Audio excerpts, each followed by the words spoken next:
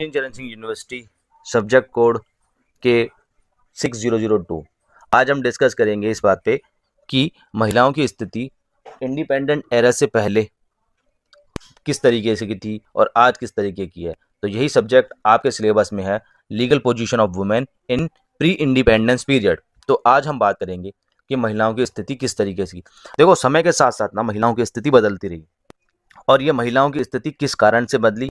ये कारण इस तरीके से थे कि कुछ जो थे धर्म के आधार में बदली, कुछ परंपराओं के कारण बदली और कुछ रीति रिवाजों के कारण बदली, और कुछ तो समय के साथ साथ प्रथाएं चलती रहीं तो उनके कारण भी बदलती रहीं। तो ओवरऑल अगर कुल मिलाकर देखा जाए तो इस तरीके से कि मुख्य रूप से इनको 3 भागों में बांटा गया। कि पहला जो था वैदिक पीरियड में बांटा गया, दूसरा था जो जिसे हम पोस्ट वैदिक पीरियड या फिर मिडिवल पीरियड कहते हैं, जिसे मध्यकालीन कहते हैं, और तीसरा था ब्रिटिश पीरियड, जिसे आप समझते हैं आज़ादी से के समय से थोड़ा सा पहले उसे ब्रिटिश पीरियड कहा जाता था। तो अब हम ये जानने की कोशिश करेंगे इसमें कि भाई वैदिक पीरियड जो था उसमें महिलाओं की स्थिति किस तरीके से थी। तो वैदिक पीरियड के अंदर जो महिलाओं की स्थिति थी वो काफ़ी सम्मानजनक थी, स्वतंत्र विचारों वाली थी और समानता का अधिकार रखने वाली थी वैदिक पीरियड के अंदर।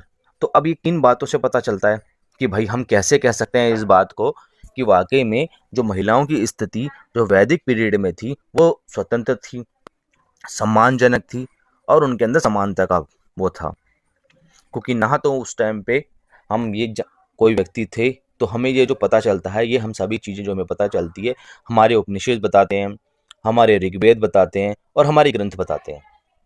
तो आज हम ये समझ लेते हैं।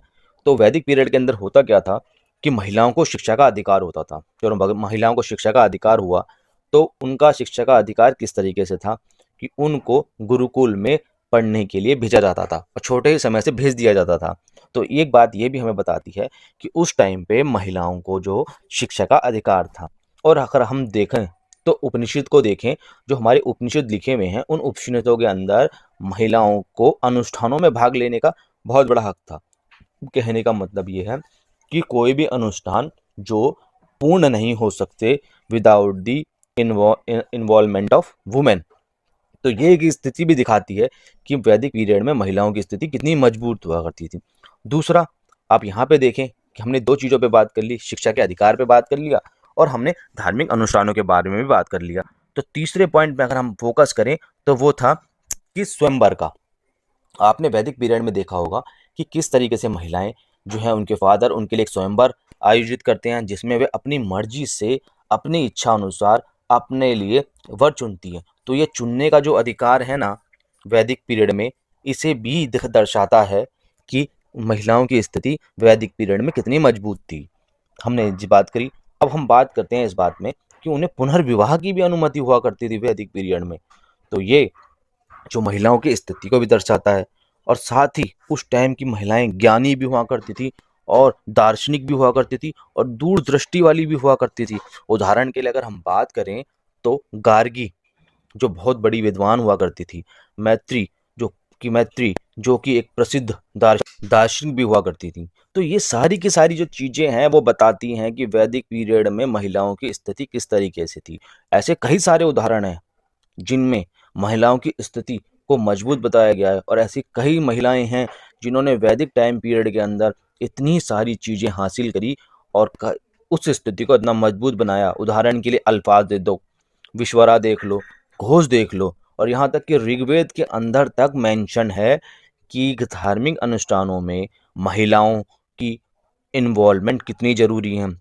ऋग्वेद में हमें ये भी लिखा है, ये भी देखने को मिलता है कि जो महिलाएं हुआ करती थीं वो घर में एक रानी की तरह रहा करती थी अपने हस्बैंड के होम में।